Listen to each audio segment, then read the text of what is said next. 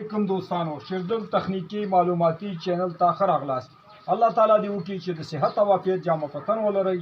زموږ د نن ورځې ټاپک او موضوع ده د کلاکینګ پینل یا د مین بورډ پر رابطه باندې ده چې 3 فیز ډینامو دپاره تاسې څنګه کولی شئ. سنټر بورډ هم دې ته ویل کېږي دوستانو، مین بورډ دې ته هم ویل کېږي او کلاکینګ پینل هم دې ته ویل کېږي دوستانو. تاسې څنګه کولی شئ چې د دې لپاره ډېر په اسانه طریقه باندې تاسې په اتومات ډول د 3 فیز ډینامو لپاره یو مین بورډ چې دی دوستانو دا جوړ او ترمیم کړئ.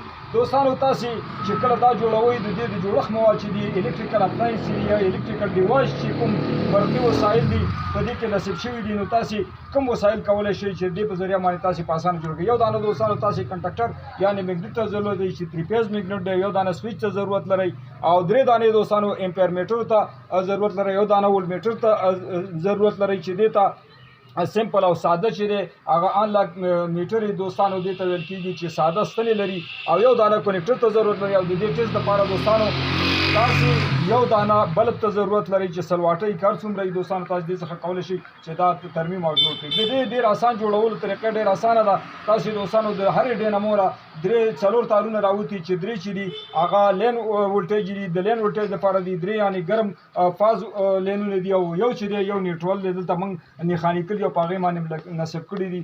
د دوستانو کله چې تاسې 4 تارونه ډینامو راوتلي او د هغې نه دوستانو آوټپوټ چې دی 4 تارونه وي، نو هغه دوستانو 3 فیز ډینامو چې دا که چېرته موږ یو نیوټرل او یو فاز نه برخه اخلو یا استفاده دې کوو نو هغه 220 ورکوي. که چېرته موږ د 2 فازونو نه برخه اخلو نو هغه 415 ولټ ورکوي. نو دوستانو کله چې تاسې راځو د دې د کنیکشن طریقې ته، کله چې تاسې دا جوړوئ او ترمیموئ نو د دې 2-3 تارونه دوستانو دا به ډایرکټ راولئ کنډکټر ته، د کنډکټر انپوټ پښو ته به راولئ او آوټ پښو نه به دوستانو 3 فازونه هغه وباسي، او دلته 3 دانې امپیر ګړۍ لرو او دا په سیریز به کنیکشن کوي. د امپیر ګړو سره دوستانو 2 دانې کابلې وي، کابلې پسې به یو فاز کنیکشن کوي، یعنې پسې وبه تړئ دوستانو. او کله چې تاسې دا وتړل د دې نه وروسته یو فاز چې دی دا به تاسې بار وباسئ او نیوټرل چې دی دا به دلته راولئ. کله چې تاسې دلته نیوټرل ته کنیکټر پسې کنیکشن کو د دې نه به دوستانو تاسې یو ولټ میټر ته ورکوئ او به ډایرکټ وباسئ لکه دا نیوټرل دی. دې نه وروسته دوستانو موږ 3 فیز برخه راځي د دې ټیسټ عملیې ته، نو 3 واړه فازونه به یو کو په سنګل فیز برخه باندې ګورو دا ټیسټ کوو او چیک کوو.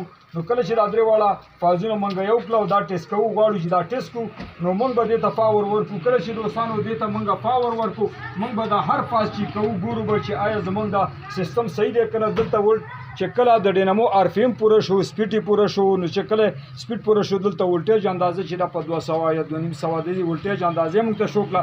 د دې نه وروسته بیا دوستانو تاسې دا سویچ آن کوئ چې دا سویچ چې د کنډکټر د اف او آن کولو دپاره دی. نو کله چې موږ سویچ آن کړو نو موږ یو فاز پسې او یو نیوټرل پسې دې پسې لوډ نصب کړی دی، نو غواړو دا آن کړو. کله چې موږ دا آن کړو دلته زموږ برق چې دی دوستانو 220 چې یو نیوټرل دی او فاز دی دې ته برق ورغی.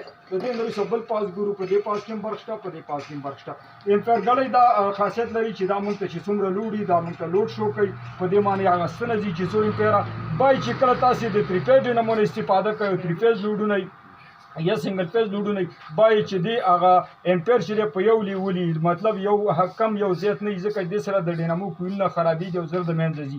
کله چې مصرف وي باید مصرف چې دی مساوي یعنې ښکته پورته یو د بل نه نه وي. نو په دې طریقه باندې دوستانو تاسې کولی شئ چې دا سنټر بورډ چې دی هغه یا مین بورډ چې دی یا کلاکي پینل چې دی دا جوړ او ترمیم کړي. دوستانو زموږ د نن ورځې ټاپک او موضوع همدومره وه. د توجه نه مو یو نړۍ مننه. السلام علیکم.